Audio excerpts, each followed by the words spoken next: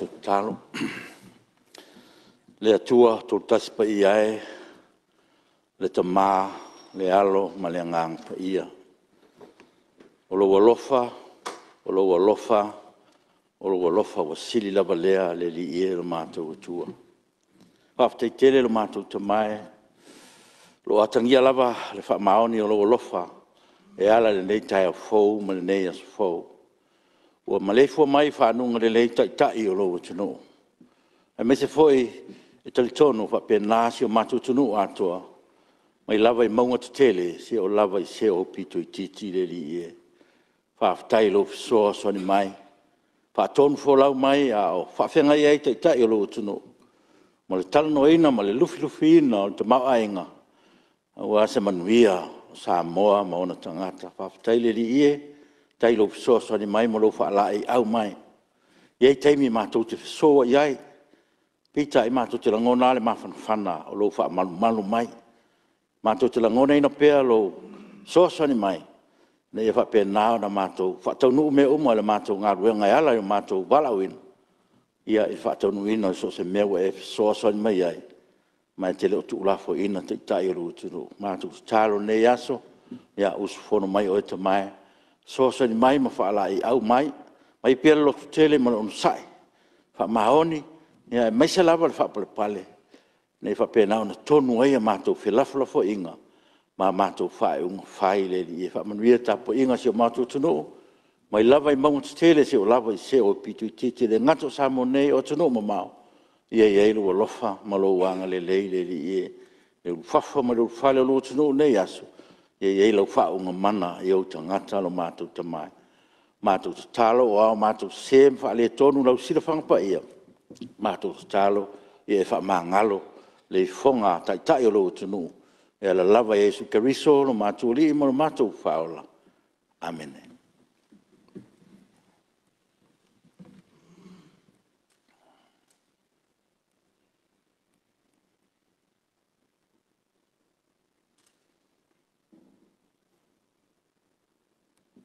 Time.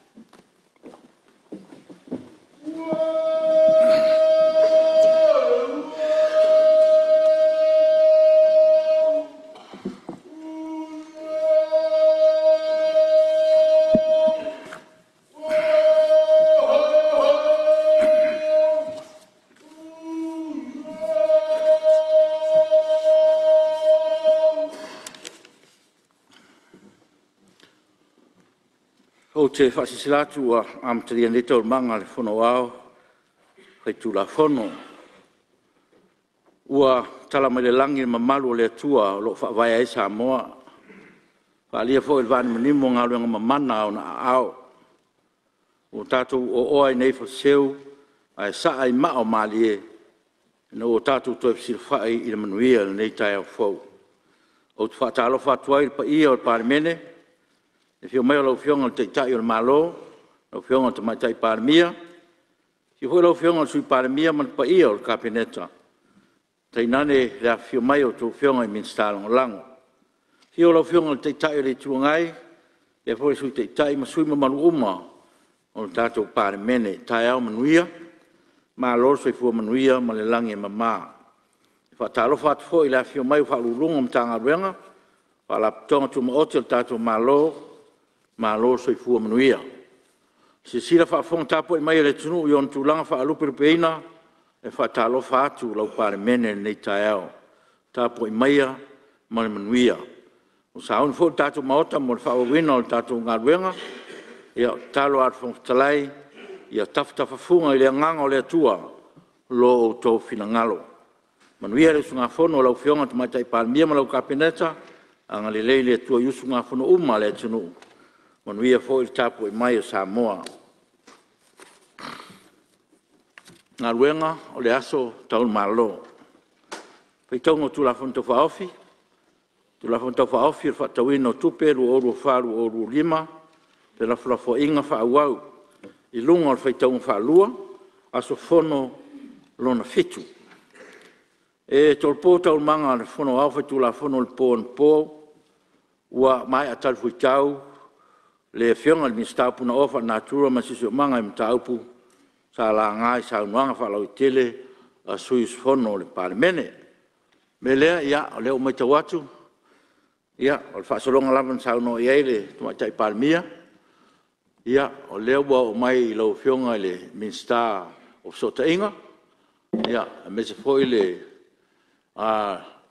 motofono Samoa parlemene ia lo fionga minsta ia la no le tatu tau ko inicio tau salanga fionga le ele sui mamalo le mauta ia se tu la mai lo fionga le minsta so fu malo loina alo fa ftai lo fionga fong flai mai se le mamalo nei parlemene mamalo tu la ya tu ona ole sa nga te fionga te tai le tu ngai sa fa pe mai lo wa le la mai le mo le awaian po e se metau e fi fa mamlama ia sa o awai se fon sanga ma se o malanga mai fafo sa o fa ngoi le wipil o kapneta ha o tile tu o morta ia le o ma o no fole fa no le ia mau te pia talia tu me le sa langa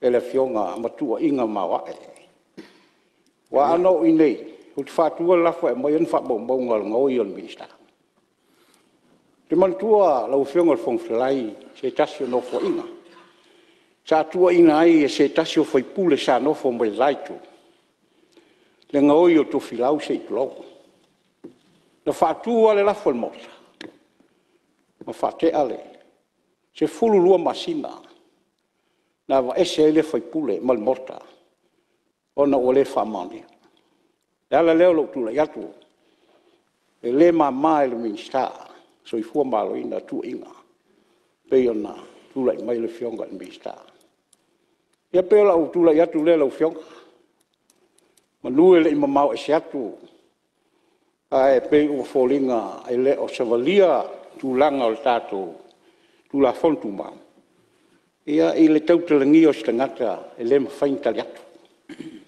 ma ole tasi foi le lua tu inga le fionga te ta ili tu ngai la leo te fatu tu la fo ina mai an fa manyanga o me ia ta ngo ia in mista ele mama il kapnet lo fionga fong strai la leo lo tu la yat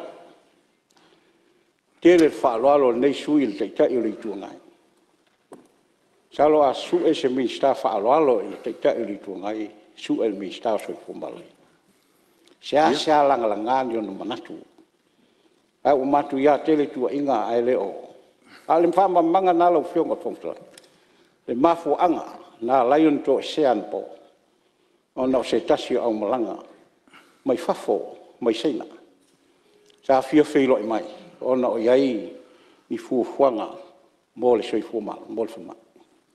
Ia la tai le wa maua le finangalo lo fionga le minsta ia e le manatu le fo on sai mai lo fionga te tel tu ngai se fa tu tala no fo sai mai ia o tu fa maru lu lo fionga le minsta tu so le mta pu atu na mai ele am tanga tatu fontanga ni tai au to luai on le mta pu ia o po no po o mana fa mangalo ai le fionga le minsta ma te tai le tu ngai ia upu lava i te tonu al maotal nei maolo wha mau fu i tatu wha maunga. Lea le e popole aile no foa, ni i tatu toe o i tua, ia ua uman wha mahaloai. O le mafu anga lea ua umanatu ai e tau pean whaino atu i lau whionga i le minstato i fua malaloina, ia ua uman fo ina wha mahaloai i le pōna pō, ma ua uman fo ina whaile tala al whongtalai i le pōna pō, o le tūlna e au peona avatu, ia ona o le taimi nei ia o le taimi o le tatou ua tati atu tatou malo ua le tali ia ae o tapapea lau whionga le minsta lau whionga minsta le anga whainga whainga aftai atalo fatu foi lau whionga le whonga le whono ma le pai o le maota ai mei se foi le whonga tapo i mai le tunu io e nā no whaololo maau tō whai lau whionga le minstao soi fō malolo ina. Te te manatu lava ua mawai ana nafi o le aso fou nei. Te lo foi ua fou mea uma. Wa fo yupu matala na whilawa sai ana po. Ua mawai al po ngisa. E whaftailo manatu mai lau o fionga ile. Minista. Le angana e le a wairo i lo no fo. O le tiuti al kapeneta. O le pui pui. O se minista e leo iai ai o mai ni wha upunga mani tua inga tu. Ngā ui o lea. Ua mawai atu vasa ana pola ua fionga le. Fonga whetalai ua manatu fo i lau ave lau wha maula longa. Le ua titira atu nel tae au. O lea e mau upuia. Ai ua manatu tatia pe ia i. Se i o mai au ngā tupulanga o le rumana i sila i sau noanga wha pe nei. O lo fai pea. Awa ulangona lo lotu wha mangalo. Malie balasi. Malie wha ui lo fina ngalo i tua e tato walo o leua. Faude nei aso mal tato ngaluenga. Alo, whakatei o whionga minista. Whionga tōtrai. Whionga whai. I tura mera whionga minista so po malo. O le ase nau nau. Pai moni lava sato i sea e sa whaalongo mai malatoa. E se manai o launga le. Te tai o le tua ngai mai la amatanga. A ensi sila mai lo te no fo atu. Ia, fai mai lo ana. Ai uile. Lau whionga. Ano ia ia na po lau whionga. Fatu la fo e mai an mol mau. Mai an mau. Au le so. Faftai. Tai. O le a fo i si nei fu. Tai. E ui a se le fia mal fo tuanga i le whionga tai. Fua ia se tap. O matua soi fua. O ia fo o le van tai le no. Tau ana fa. Tangata matua lan to fa. Ia manuia le so. Alo. Manuia fo i le tai. Ia, malo whaftai lau whionga minista so po malo ina. Ia, mo lo fina ngalo whaali ia. Ia, le whau whaali fina ngalo le whionga minista whatu angam whainga whaiva. Ia, o le tu na ma le ngangal na. Ia, e malo a whaftai. Te tonua e te telefuso nao ngā. Langa la ngā o mele lei. Ia, e whapena na pou ai le anga ilumo o le pare mene. Ia, e whaftai fo i mo lo fina ngalo. E leo toi wha au i tua. Ia, tātua anga iluma. Tātua wha mo le tua i rana sosoni mai. Ton fo la wal tato fe au mon tato nga luenga ma lo la fa tai ia tu le mai lo fionga le ni staff so tainga ma le fono wa fa tu la fono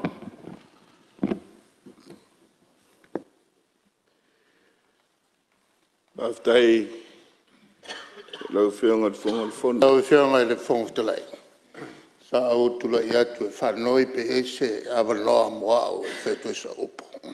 ia ton wa lo fionga te le tu nga le wa mai o le fo e fa fonga mai wa fa le tala no fo ia le wa fa mai ai me le po no po ma vai tu pasa le fo sa no le fionga mi sta fa tu anga pinga fa ia o te atu ia tu wasa le po no po o le tai fo ma le fo le aso nei ma natu e le tu mana tato tu te pa tua me le fa mania lo fionga te tu ngai ia fa wa o tato nga ruenga tu le me lo fionga mi sta so ta inga ma pono mana tu le ua fale o le tu al moto a fo il tape nanga pe ona sa no e lo fionga le fono ina ngalo fo ima manatu fatu ele nei aso ma walunga le vi inga o le tua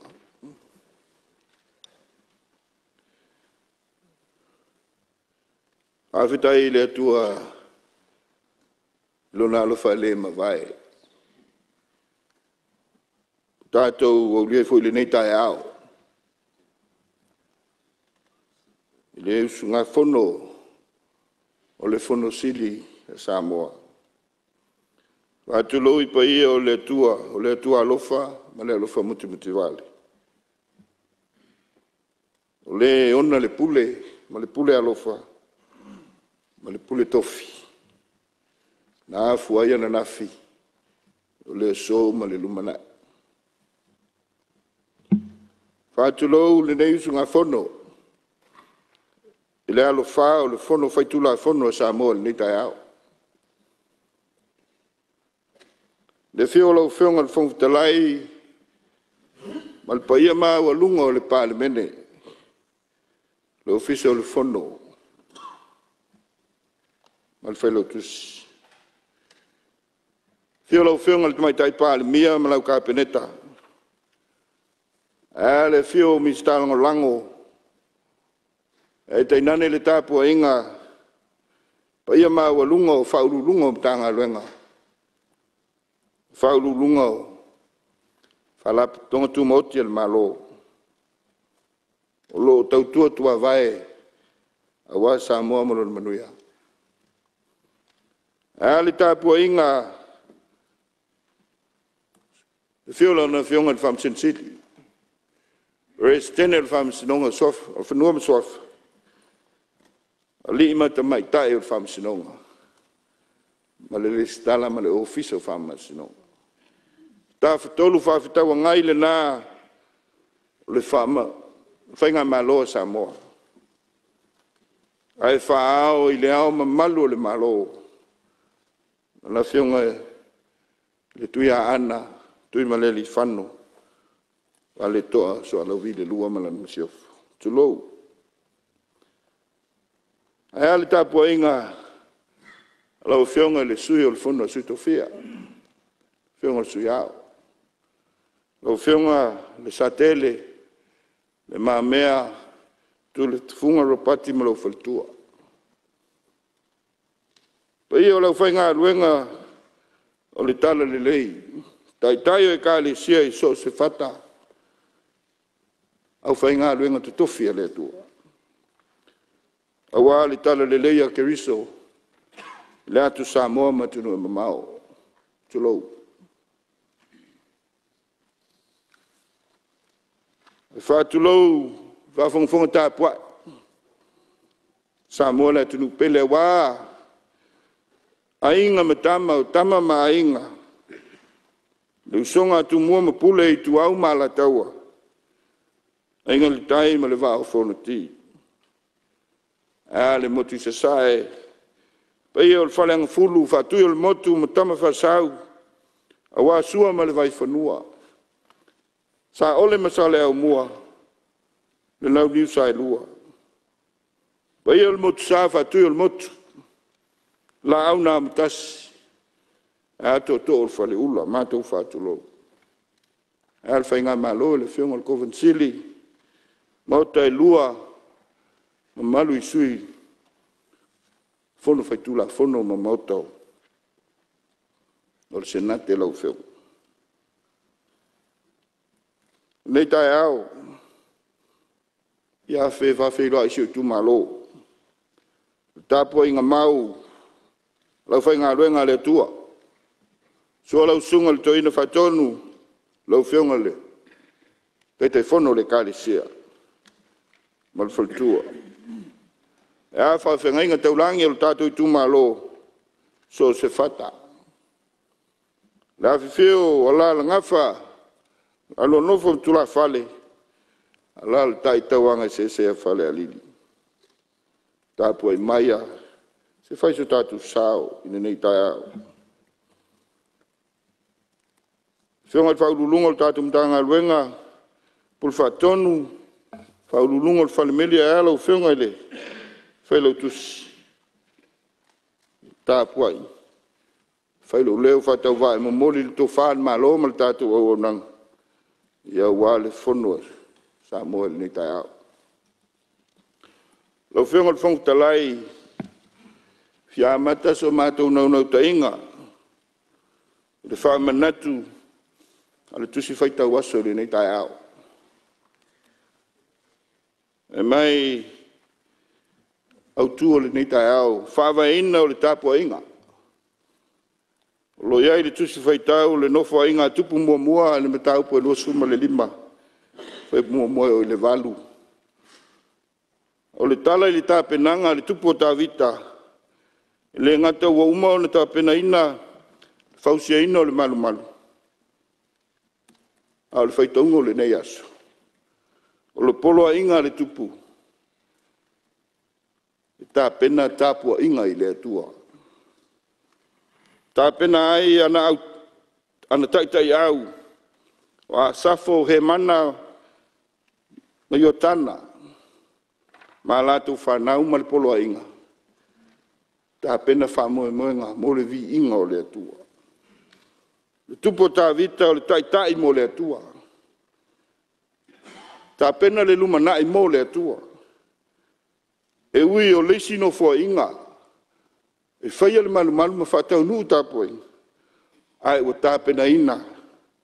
E tai. E alofa moni i lona nuu. Tai e si la fia le fina ngalo le atua. Ta pena le lumanai. Ta pena le tae ao mo ne tangata. Le tai e alofa i le atua mo ne tangata. Tai o ne tangata i le atua. Whata oto ala fua i e tautua o ne tangata i le atua. Tai wha mua le atua. Whangata leni mo le atua. O le tofi ma le wala uina. Le oa ma le tamau ainga. O le maa losi ma le taleni. O mea lofa le atua. Ia tautua ai o ia. Whatino ina ai. Ona vi inga. A whapeo no tātou whai. E le tau mate le manuia. Manatu e whape nā. Se nau ta inga. O le nei usunga fono le tai a. Sa whata oto. E o tautua ama tato matua al whawai. Whawai e Samoa. Whawai le tua. Ai se a. Ia fua atu le pāle mene le nei. Si la fia le tua. Lo lato whanau nau ta inga. Le whawai le na. E whawavau Samoa mo le tua. Whapena nau ta inga. Le nei vai tu moti. Ma lu sunga fono nei tu maro. O ame umo whaia. Ia whaia mo le atua. Lona fina ngalo. Ma ia pea le atua e whawawau. Pe manuia pe o maiti ngā. Ono o ngā luenga. E le lilo i le atua. Le soifua au auna. E ai fol taime fisili ngia ila mi tonu. Mo le tautua ma le au auna le lei. O le au auna e usita i lona matai. A wā o tō whinga tu wha solo a le atua. E iai lu taimi, e iai lu tātou tai ao. Au whionga le whongu talai. Ma le leilu tātou ta mau ainga. Ai ma whai o na sili ma si tia. Ma ua lunga i le lumanai. Pe a tau sisi ia pua inga. Ma ta iala le atua. Ia whaia le mi o tonu. Ia nau le alofa. Ma tau tua ma le loto mau lalo. Lau whionga le whongu talai. Tia. Wahalu ma le taimi wa sola. E le to yo o iei se tala. Ai wha moe e au ngāna nafi. Wha tonu ai tai au. O le oa ma le tamau a inga uma. O a le atua ia. Nā te wha tupu te leina. O tātou manuia le tamau a inga. Pe apa ia le atua ia Samoa. Maone tangata. Nā te wha manuia i au ngā tupulanga. O e alolofa ia te iga. Whai mai le wha manatu, a le susunga ia maulu.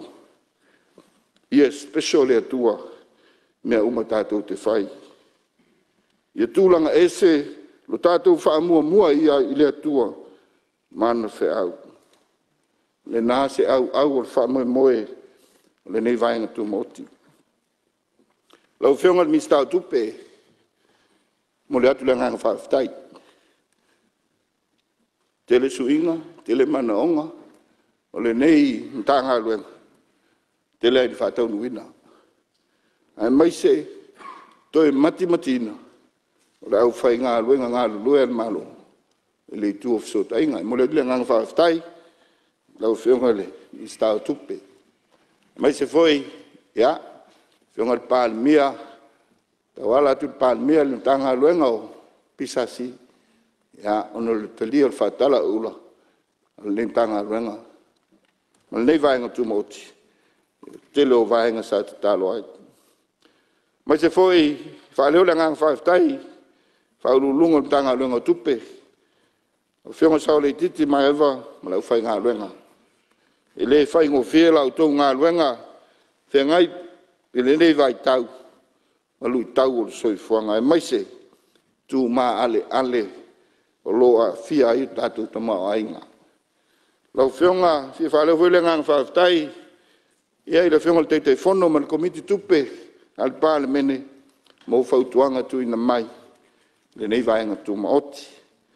Pena foi, i a whionga i whaipule, sa sau noa, au moi foi tima inga, ia matua lalo, a wale au nanga, whaatino le tanga luenga. Lau whionga ele, whongfitalai, ile tulai mai, o le whainga malo, ma le o atu tono mtanga luenga o sota inga. Ngona le mawhanawhana. E le tū whaataua ai le tāua o le ainga. Lau whionga nisi o le sona, na maua le taimi o le tūlai mai. Ai mai se ai, pēa sila pēa, le tāua mea nei o ainga. Whakapena fo i se tā penanga le neim tanga luenga.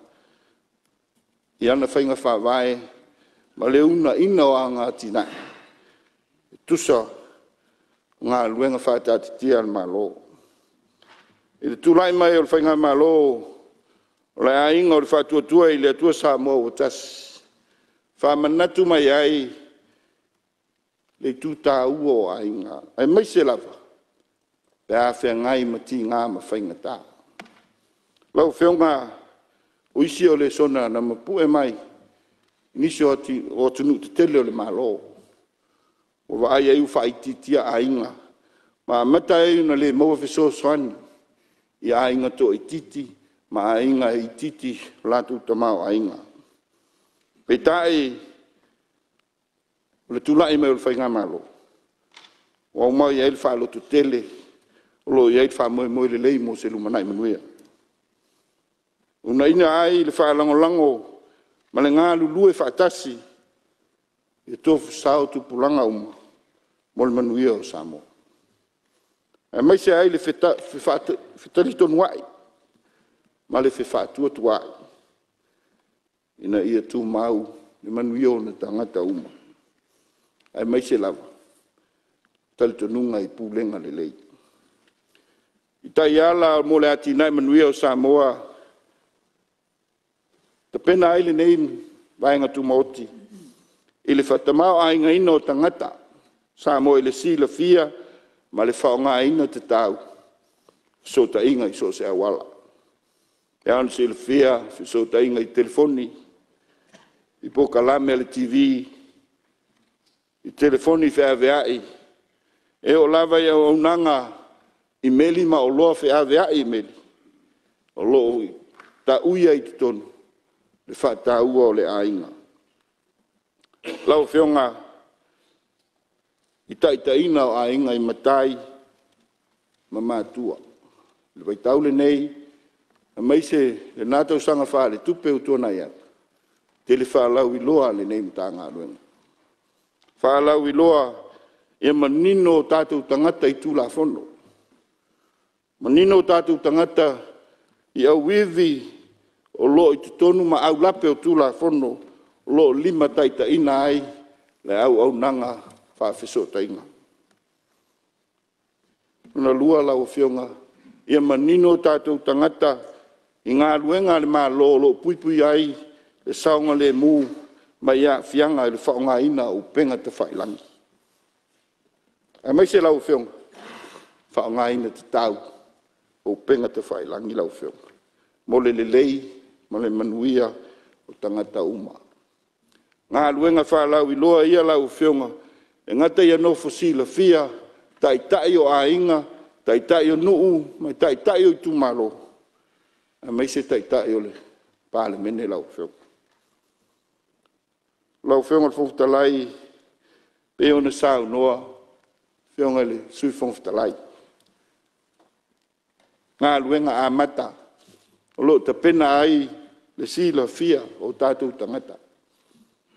Pea ona iai le fuafuanga malo au fatasi ala le ITU lau whionga, latu po kalame o Smart Island, tu fatasi mal po kalame le FAO, ile latu Digital Village, o lo wa mata te pena ai, a mata mai le motu manono. O le nganga lau whionga, ia si tia le si la fia o tātou tangata, i le whaonga ina te tau, ma le whaonga ina tala whiangai, o tūlanga tau whisota inga.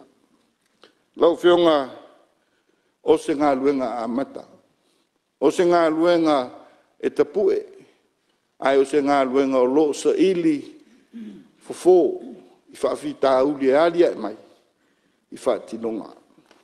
Lau whionga o ma uanisi o whaafita uli, ma o lo whanga solo i ngā luenga, tāpenanga mta ngā luenga. Whaafita uli mo mua lau whionga, o le tūlanga connectivity. E lava ona si le fia o le tātou motu i manono, o lo whaonga, ia, le tūlanga o le microwave, e anga iai. E tae, e iei teime, whale tonu ai.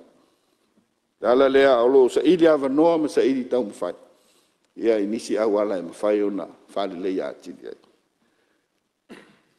Tasi whawhita uli lau whionga, o to mai, o tātou tangata, i le whaonga ina.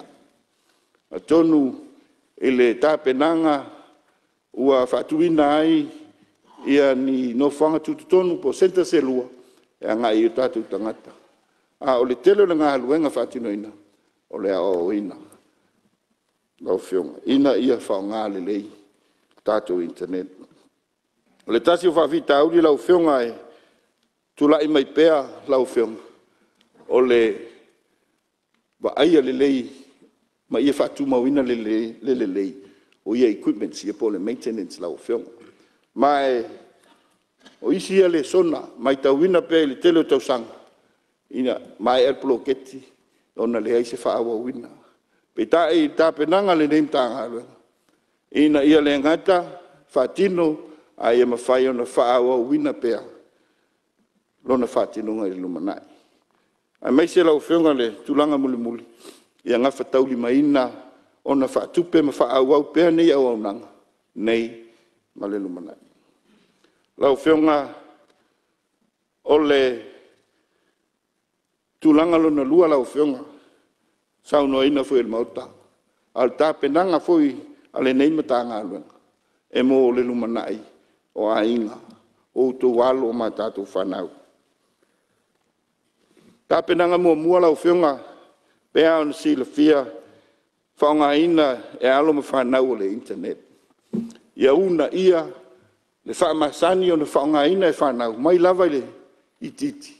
Se ia o ina vea matangata whai ngā luenga ma le lumana i lau whionga. Le tūlai mai o le ainga o le whatutua i le tua Samotas. Ai moise ai le nei mta ngā luenga. Sa wa ai a male. Ale ro fala o whionga. E le uti uti o le whasoa. Peo le ala le na laina i le fisili le poan po. Uti uti o le whasoa le uti uti. Ma le mawhai ai ona tutongi tātou internet. Ai whaavitai le whasoa le whionga le ministau tupe. Lea ua, le ngata ua, fo ia le telo whaavita ulina iai le connectivity. A ua iai le tupe tutongi whaawawai. Le tātou internet. Mo a onga lau whionga al malo. Lau whionga e tā o le tūtā ua lea. Pe ona sila sila iai. O lea ua whaase e atu lea sele. Ma vea ma tupe whaawau. E tutongi il malo. Mo internet ia onga. A sila sila iai lau whionga. I le tūlai me le whainga malo. Tele e whawita uli. Ma le tele fo ia whawita uli tūlai mai. Tā o ina tuatu i tua le au nanga. E whaawitai, o lea ua whai, ona whaatino ina le newe. Whaawitai rau whionga le, mi stau tupe. Ma le matanga luenga o tupe ala i le ntanga luenga. Aua o le leisi lea manu lautia le nei matanga luenga. O le digital transformation. Ia ma whai o tātou tangata anu uma, mai le titi le matua. ona whao ngā te tau, tātou internet.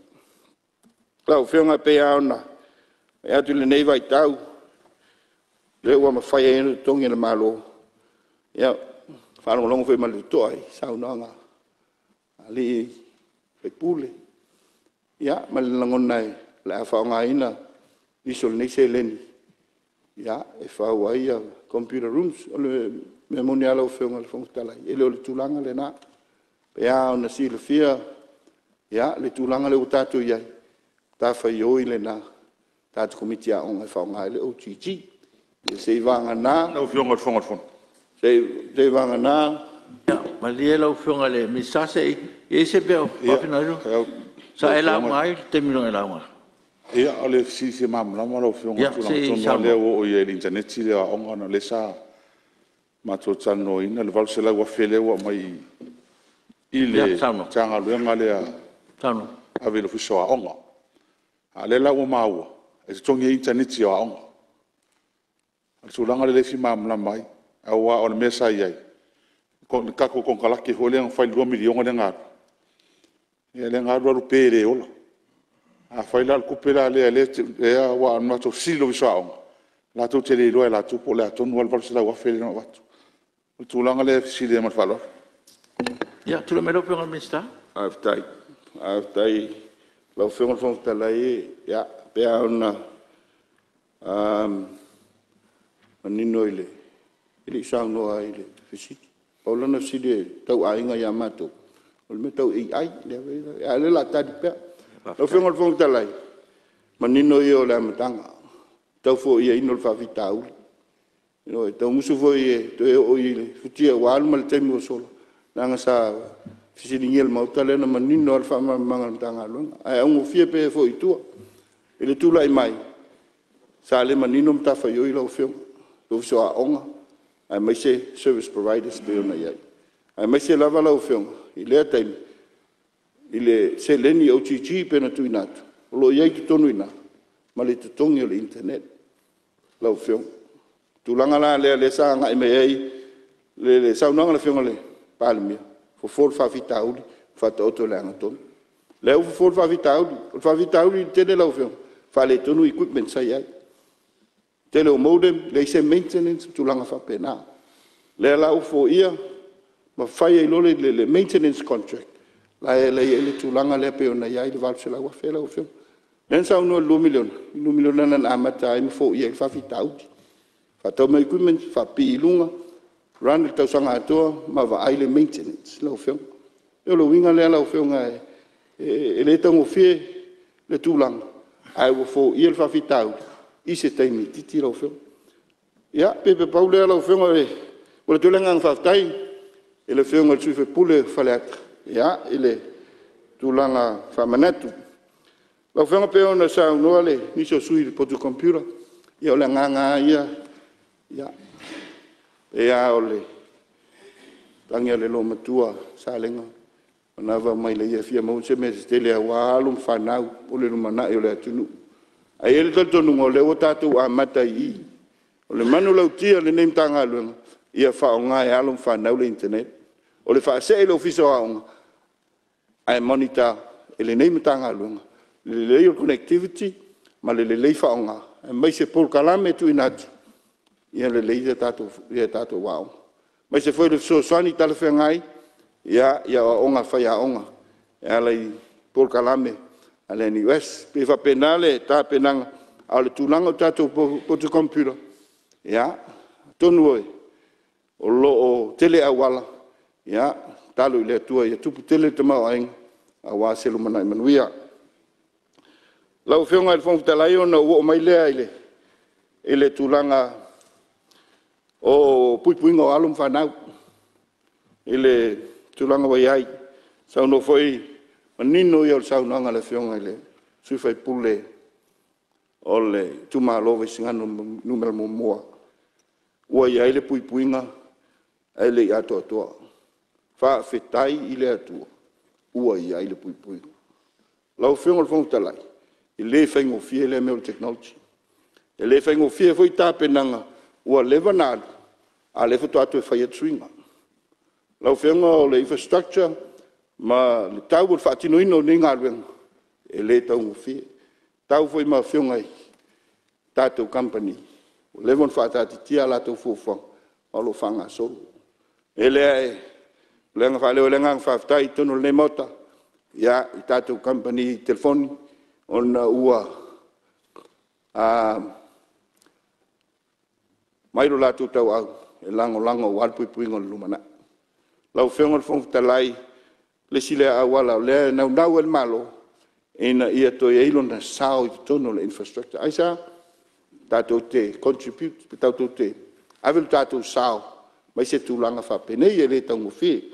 Lau whionga, ia, e whapupu ai, o lo ngā lue pēr wha au, ia, le neim tā ngā luenga, i le tātou filter lea pe ona sao noi ele, le sui o waisingano no mela mumua, ia, ina ia wha le ia atili, o lo ua saini leisi tātou provider, a o lo whatalitali leisi provider, ona ua ona upgrade anga equipment, ia ele whaingo whiona tu efte na.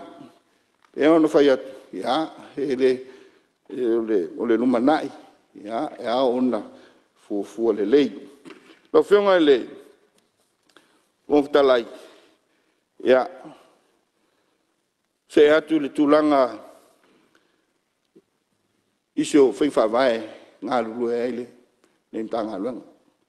O whionga eile, tūlu vai astalua, sa whai eile, le whono le, ati nā e o tātou otunu. O le male lenga le whionga tānbia. O le luma nai, wha moe moe, tā ngā luanga o sotainga, ma tā ngā luanga le energy. O se lui tau tele lea lau whionga, ma o le ala lea tā pena mali e ai, whainga whawai, ma sa ili, ma nongi se leni ma resources tala whengai, toi atina e tātou sotainga. Lau whionga, mai tauina ma le nganga whaaloalo, ia le tele o se leni alu, ale malo, iana i tulanga tau sotainga. El fina ngalo, i ta pena le tātou whainga whawai, ia, ele o toi seanga, ia ona tino lea lau whionga ua maea, ma ua whangasole le tulanga le approval, le tātou One Government ICT platform. Le nganga mau alunga lau whionga, ta pena ma ta pue le to mai i te tono au whai ngā luenga malo, i le vainga o mea to tino nei lau whionga. Ai mai se, i wha ama avenga le whionga le ministau tupe, i le telo se leni, wha alui, tulanga tau ICT. Lau whionga, sidia ma le 2 miliona le tausanga, e alu tulanga tau ICT. O le tala manino le lau whionga. Ai, paule tupe maua, mai le tātou regulator, i le ato se 5 miliona le tausanga. Le nganga le lau whionga tāpenanga uma le nei mtanga luenga. Ina i wha ma venga le whionga le ministau tupe. Ai ia se sao le malo, i le lumana i ala i sota inga lau whionga. Mai o lo manino, le nau ta inga, pe au na amata atu. Nau ta inga, ia manuia a inga, ia manuia Samoa. Lau whionga e, whai ui o toise, tā penanga, ia, pe au na manino i sector planner nei, nau ta inga i tautua le malo. Le nau ta inga ia mautu, le malo ia na so ta inga. O le nganga maulunga le nā lau whionga. Tonu, ia, tele ia, manatu whaalia ma fina ngalo. Ia o lo ta oto ai ka peneta lona le lau alunga le whamoe moe. Ia mautu tā penanga le malo mo le lumana i manuia o ne tangata. Le ala le lau whionga e a sila iai. Bea ona whamaalo i ofe i tupe maua ma tupe whaalu. Ia ale ne me tanga luenga ma la latu moti me tau i ICT al malo. Ia, lau whionga ele, e inisio sui sa saunua ele tūlanga le infrastructure. Ia, inisio pou, ia pere o tal whengai, pea o le nganga le lau whionga. Ia, o lo ia ili tātou regulator. Ia, e whātoa, ia i whina ngalo whaalia. Ia, wale tala whengai, ia, o lo tūlanga ia ili tātou infrastructure ma wainga whapena. Ia, ona, whai ui lea lau whionga le whungfutalai. Se tau ma whainga ale nei vainga tuma oti ai mai se ia tūlanga sa sau no ia isu fai pule Ia, ai mai se ia sui mamalu le mota. E le nganga ma walunga e mawhai ono tātou mautinoa le lumanai. Pea avea o tātou matafa i o tausi. Le nganga leo le nei a vaenga tu mauti. Ina ia tausia i tātou lava. A tātou fesota inga. Ina ia mautinoa le lumanai. Manuia o tātou ainga. Ia, lau whengon whong talai. Ua whai waise. Nau ta inga. On whapele o se tala. Fia whene si o tu malo. O lo no fta puai. Ia, ele nei tu malo le fio. O la ngafa mlalo nofo. Ai mai se le tawanga sese. Apito ngafa se tala ile. Ia, le tu. Fala le tas. Mai lavai le atu malama. Ia le fio le luama. To fa tamtani. Usoli. Ai mai se fa finga. Mal matuia fanene. Po tasim fang malama e wale. Fio le fio ngai ya me sa sul to tangloa. O to savili. Ya ale fio usoli. Lu flufi mal tolo niu. Pa io songi ma e fio ele fio ngal te pa fasina. Tu Samoa. Mo usoli. Tau se to valu tolo niu mal lu flufi. Ya aya so nu mataut. Fio matau tiam tu pola. Ya fio ya tava sue. Usoli mal falu fina. Alai mona malaing sala mona. Fio sala titi ma so fal pea. Aya tala fale. Pa ele so nu malai malu. Ya ile fio le dio ainga. Fio puloto la lo tua tangaloa. Ya aya tala fale mona manu. Fala lili muli. Lau fionga, iyo lang sa talo. Fio yalo fanene, fio alo tua tangaloa. Yuso na tito, lau talenga talo man ngau, malu lang sa talo. Aya sa punawa, fio ilo to fa, lo to fale man Samoa. Fio alal tama, mau tapa au mo sori. Iyo tato tu maloi. O fai ngā luenga le tua, malo tā pua. Whawhitai mo te talo. Manu iei whaiva o whaipule. E maise, so mā vai tau mo whai. E mare whionga ngā whtais. Ia mai awa. E taltonunga. Ia. Whamoe moe o le malo. Ia manu iei sa mo nei man lumana. A whiane se tala lau whionga ile. Le tanga luenga. Whaurulunga mtanga luenga. Ya, lau fionga fao. Ya, e mai se, lau fionga ngisa. Por fatonu. E mai se foi le pale mai o lau fionga tavui. E te nane lau fionga felo tusi o fono. Malor ngā lulue. O e pea o upu masan. Ya, si la fia e le atua le afu e pa u. Mo lana fuafuanga man via lau telo tangata. Ile vale le tau. Ia lau whai ngā ruenga, ale malo talo whai. Aia male alofa lau whionga. E le whai ngowhi tau tua taita. A ole mauti noa, manino mea umai le atua. A wā ole tofi tu wha solo le atua. A o nei, a o tau tai hao. Talo, manuia lau whai ngā ruenga malo. Ia, lau whionga whonga talai, talo e manuia, maua lau tō whawhale atua, mo lo onsai, maua le whono. O whapena fo lai tō le malu, whionga le teitai o le tua ngai, sui teitai mama malu, sui whaipula le mota. Whale le atua, tō whai le atua, whamoe le atua. Whionga le pāle mea ma le kāpeneta, ai mai se le tua le maloi, ni stala ngolang, ia manuia o tō whaiva. O nui le nei aso, manuia le whanauso sa mo whaftai. Alo, sa noa. Se tu le belo whionga tu matai pāle.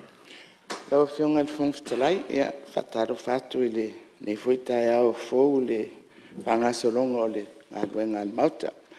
Ai atonu mai tau atu le mauta o lo avanol no fanga le fionga i le minista wa onga. Ona o lo whaangasangasea i le o atolo na malosi. O leo la au tau avena ia mata upo le minista. Ai se o le taimi o le matu whaangasolonga o na u talanoa lea i mata upsala nga e sui o le mauta. Mo le mata ngā duenga wa onga. Ai whao o mai whamonmole. Ia, malo, maftai. Sa no lau fionga te matai Palmia, maftai fio mo le whailo mai. O le fionga le minista wa onga, ia ono lo whata o torie ngase. Ia tātou talo pe le tua ia angalelei, ma langmolu, maftianga fo le tama, fia ngai mo na ngase. Ia maftai o leo whailo mai, ia o le la tau ave lau fionga ia. Nesi fio mta upsala ngasu malun mauta. Maftai lau fionga le minista so ta inga mal funoao, maftai mo saunuanga malama, me se foi. Ia o le whaangasolonga mo le anga iluma. Ia o mtanga luenga o lo e tausia, me le whaftai mo le saunuanga. Ia te foi upala e au, whatuspa ia malo, whaftai. Te tonu foi ua ngā mo tato mo, ia me se foi le whafongfong mai la whainga luenga mo le tunu, me le whaftai tele mo lu sao. Ia au le itu inatu le vano, ia e asi fia ule fia watu pe le whaftalai o tato whaau ila vea, ia e manatua.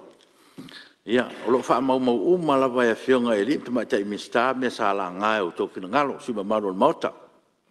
Ta ua fo i sao noanga te tele tua ngai le so nafi, i le ngalu e whaatasi o whaururunga mtanga ruenga ma whalapitonga.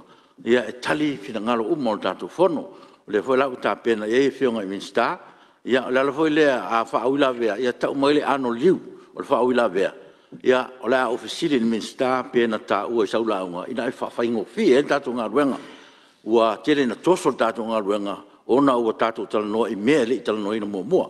Tā penanga whaurunga tā ngā ruenga whaalapitonga malo, o lawa ngā lulue whaatasi mawhionga minsta, e taritu sao lawa i saunuanga, mamta upsalanga, me lea whaasisilanga lea le whungfutalai, whaingo fi e tātou ngā ruenga. Me lea ia ua o mai whaasalonga e lau whionga e le tamaitai minsta o whamsinonga, ia lo wa no le alo fiong.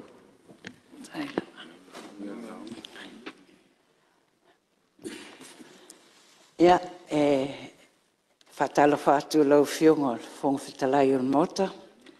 Fa pele pa ia maulunga la fio suius fono palmene. Fio lo a fiong al tumaitai palmia, lo fiong al sui palmia, saufa inga ia fiong al minstal kapineta. Mau tō a fionga i minsta langolango. Fia fo i lau a fionga le taitai, mal sui taitai o le tua ngai. Fa pia sui mamalu o le nai tu o le mota.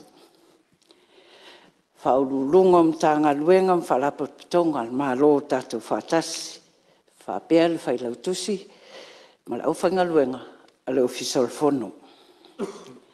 Fatalo fat foi i tapua inga le fionga le au mamalu le malo malau masiofo. Lau fionga le sui o fono sui tofia malau faltua. Lau fionga le famsinsili, prestene mal famsinonga. Fatalo fatu i taitai o e kalesia kerisiano i Samoa. Fapea le au whainga luenga tofia le tua o loo whanono manu a wase manuia o Samoa. Le whaafonga tapua i mai o se tātou atunuu i on tūlanga whaalupe le ngata i Samoa nei. Whaapea fo iso staffa o le laulangi o a fio mpapa au ai. Whaaftai mo la au tau tapua inga. A o al whaival palmene. A wā o whaiva tapua ia e a e manuia. Whatalofa whaptoa atu fo i tapua inga si ui tu malo. Whaasa leleanga numero mua sa le longa matafua. Le nofoa whaafeangainga i so se whatu whaitaulanga i tono si o tātou tu malo. La fio tapa au msa le longa, tainane la fio tau whasina ma lala matuatala ma le mamalu toi loto. Whaaftai tele te talo ma lol tapuai. Lau fionga le whonga whetalai. Whaaftai mo le awanoa e tuina tuai tali ma tā upu. Nā whea aile mtanga luenga o whaamasinonga, i sau noanga sui mamalu le mota. O mua, Lau fionga le fonga fetalai, whaftai atu sui fai pulo le mota o lo tutulu lo pea, se tūlanga o iei nei tā penanga, o teu te unga o tu la fono, e a fua mai pili e tolu le sa pasia le palmene le lua o. Mol si la fia il mauta. A onga tasi fofuanga mwhatinonga o lo ngā lulu e ilmatanga luenga, ma le loi e sidi. E te tau on tu ina mai nisi o te unga o nei tu la fono, i se fonotanga al palmene o lo so ai nei mol nei tau sanga. O le awhionga le sui mamalu o sa whata numero tasi, pe numero mua. Na la ngāle whaia o ni molianga whaasanga, i ni ofisa whaasalalau, e whaaleanga ma whaini whaamatalanga le talwhianga i le whaamsinonga ma whaamasino.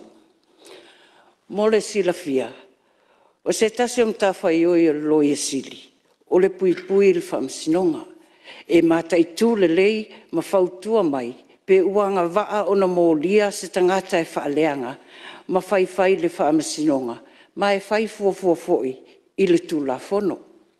Ai ao na whaamanino le tū nei, e le ai se tapu i ofisa whaasalalau e au wai whaamasinonga, ma whaasalalau tau o manga o se mata upu i le aso ma le aso. Se i vanga na ai, ua iei se polo inga le whaamsinonga, e tau fia ai le whaasalalauina. O te tautonu e se mea e lua, o le whaasalalau o tau o manga, ma le whaasalalau o manatu tau whaaleanga ma whai le whaamsinonga ma whaamsino. O te tonu o lo ono fouta fo i ai le au whaasalalau. O le mataupu, lau whionga al whonga whitalai, o le mataupu sa sau noa i ele sui mamalu o whaasaleanga numero 5.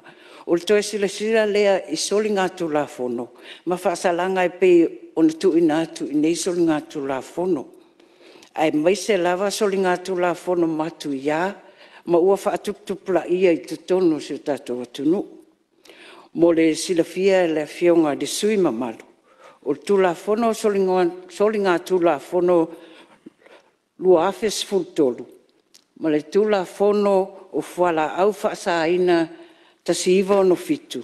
Leo lo whaata oto mai eitu e ngā soli ngātu la fono. Ma whaasalanga e whae e nātu nei soli ngātu la fono. E iei fo ita iala e muli ta ia e whamsino. I le fuafua ina ta tau o whaasalanga talwhea ngai mo mata uputa i tasi. O lo iei fo ilewa noa i le tua leo ma lo ia sidi e apili ai. Pe a whai ua manatu ua le talwhea ngai se whaasalanga ua tuuina mai e se whamsino. Pe a fuafua e sotu la fono tūlai mai. O teimi nei foi, o leo ua tu whaatasia mtanga luenga se whainga whaawai, mo le puipuia ma le tinei o soli ngā tū la fono, Crime Prevention Policy. Ma o le whaamoe, o le a avea lea ma whainga whaawai, e 5 taita ina ai e le ngata o le puipuinga, ai maise o le tau mawhai lea tineia soli ngā tū la fono, e le atunu ua hatoa. O mta upe peo na la ngā mai sui mamalu sa nganga lua, sa nganga mua. Lau whionga ele, whawhitalai. Ia, malia lau whionga minsta. O le mta upe sa ta ua lau whionga sui mamalu. O le lama lau whionga. Ia, sao no. O ne whawhitai lau whionga minsta, lewa e tali mai le. Tūlanga le sa aulanga. Ia, whawhitai fo loa, manino ni sio vaenga. Asisira lau whionga i le. Whamsinonga le mamau te le atu. I tama vo le ngalua le malo e mai aisa mai whawha. A le saul whai unga e pesol fua e. Uma e without conviction. O le nganga le a lenga tau whai lau whionga whawhitalai. Pe mo ia wa umana whaia e, a sem tau po tau tu tiupilo e nei mauta. Awa wa pe o le whainga le la whaia e, nei whasalanga mamala e, e le longo winga e whaka alu ka maia whala au whasainga, le a mai kukungu pele, kiki ala whasalanga e whaia le whamasu. Ngo le me fua nga mea. Le nganga nga ma koe kausanga e lau whionga, ma kanga luenga o Louis Sidi ma kakum kanga luenga. Bakang koe kiro ka ku pale mengi. I fa sa langa ma fa ye o fefe kanta ni. E mo fa langa lo fio. Ya. Sa faftalai. I fa sa ina te mena fianga ni. Sa e sa no ile mta pu de. Sa le lava lo fianga. Isi sa no. Sa tu wa se sa no ma malu e fa lo tele nei tu malo ile. Tu mai tai foi nin sta. Sa langa ale tu langa le tu la fono ye. Le launga le. Lu o. Pol polenga la o fianga fung talai ma le pa ia ne mot. Pa tu la fono le ma longa teu ina ile. Sa pasia tu mot le nei. O le winga la na len fa si le sui. Pe se si ma o tai e ina to e tau fia le fa nga ina o tu la fono. Pasia mot le nei. Ai fo into e teu unga o nisi tu la fono. E to anga e mai fo inei. O le polenga sui le na ina a vatu fautuanga.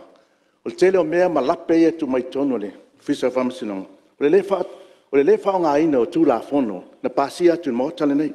Lona lua. Tu la fono le lua o. Na pasia le lua vai tolu. O le winga le nae e le si malu si anga i tu atu. Al nei e to aile le famsinong. O le fa nga ina. Le winga la na fesili. A wei foi lani teu unga. Ia o levan tau na mai tonu.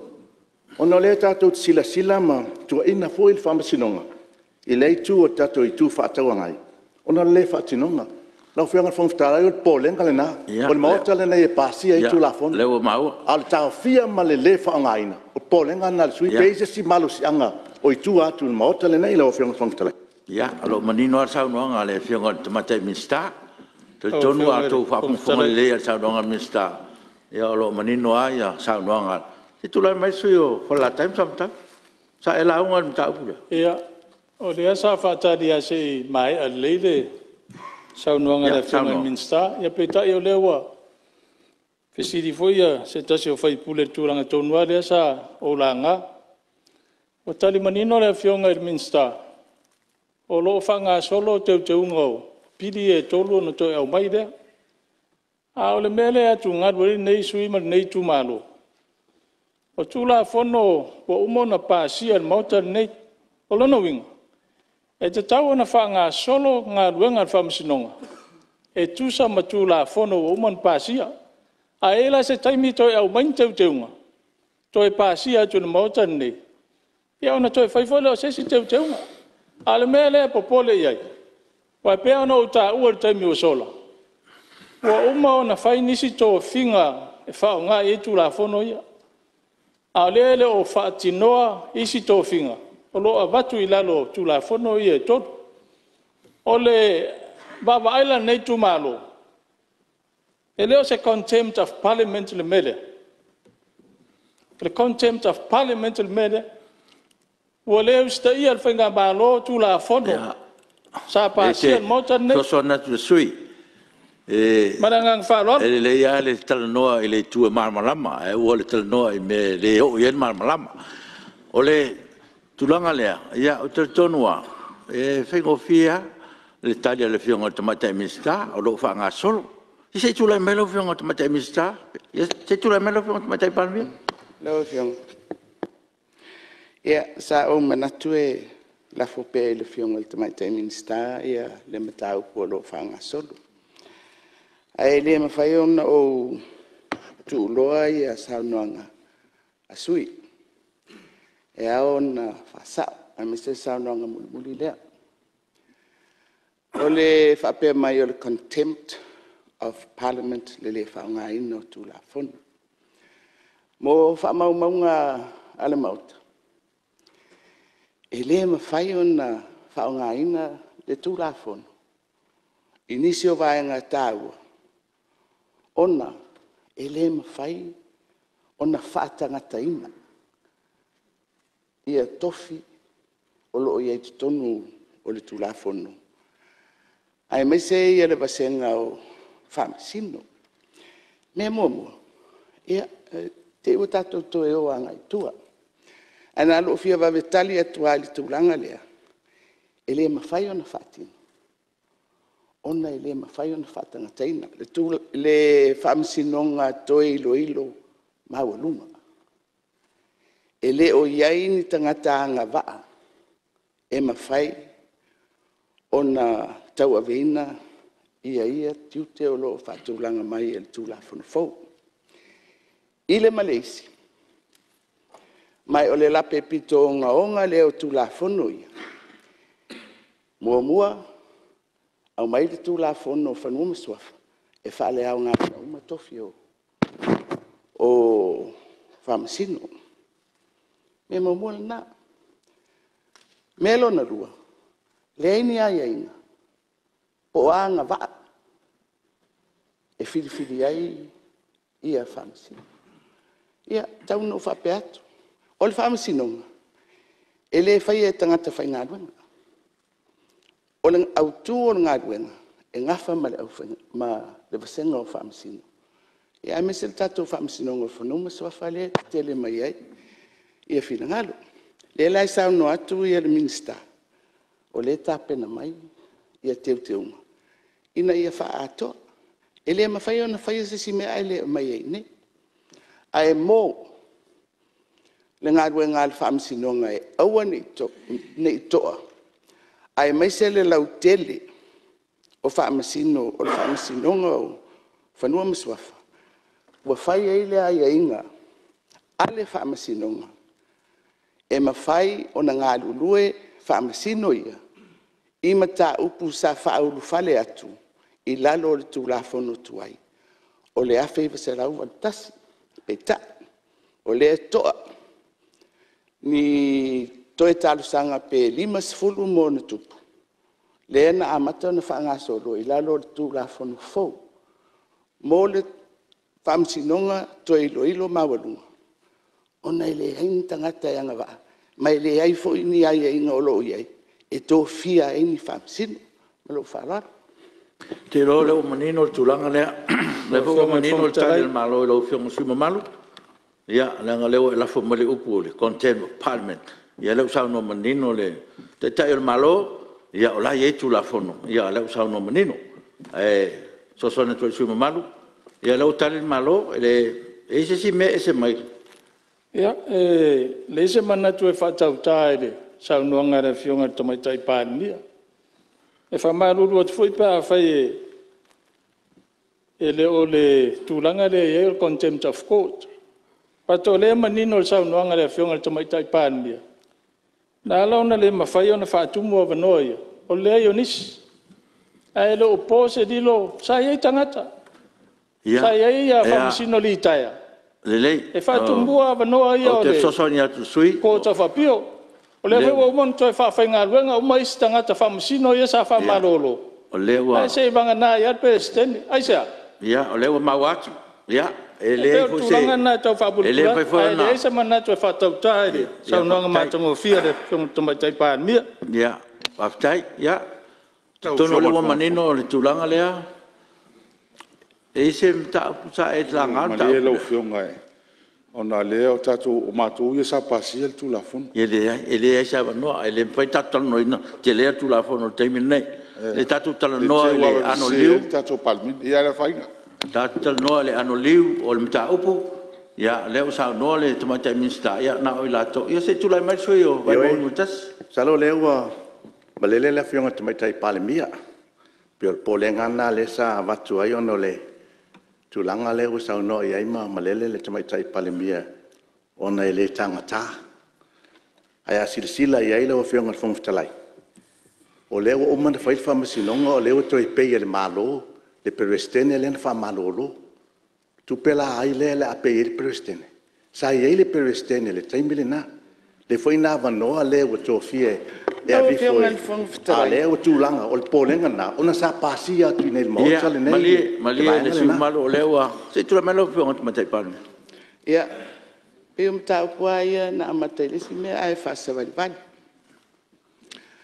o le wa ta mai le sui le tu le mata upul plestene te o fa malam la mati o le to fingo plestene o melna nga fa mal palmia mal kabineta o to fingo isi uma famsino e nga fa mal komisi pulia ia tanga fa nga luenga o le famsino le wa e la nga mai mata upulia ile i le Palestine o le fionga ia fule ai. Ia, te le tau whamtalaina o leo o tātia. Au le lawa whangasol. O lo whatali le malo i le atotoa mai o se li poti. A le ofisol lo i sili. Ai tauno o whape atu. I lau fionga i le li i whaipuli. A e whaitau le le i le whaiunga le tātia. O lai whai mai le whamasino. O le se au tū. O le mata upuni nei. O le tū la funi. Sa le tatau. O na whaia se tū la fono. E le mauta le nei. E ave ese ai tofi o whamasino.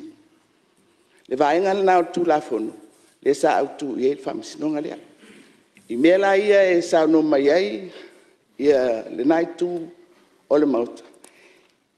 I le tāua, ma le tātou whaamamalu, o tū la fono e pasia atu le mauta le nei.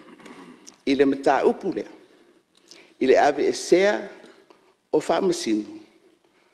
Whai mai le whaamasinonga lea. E le i tatau i le palimene.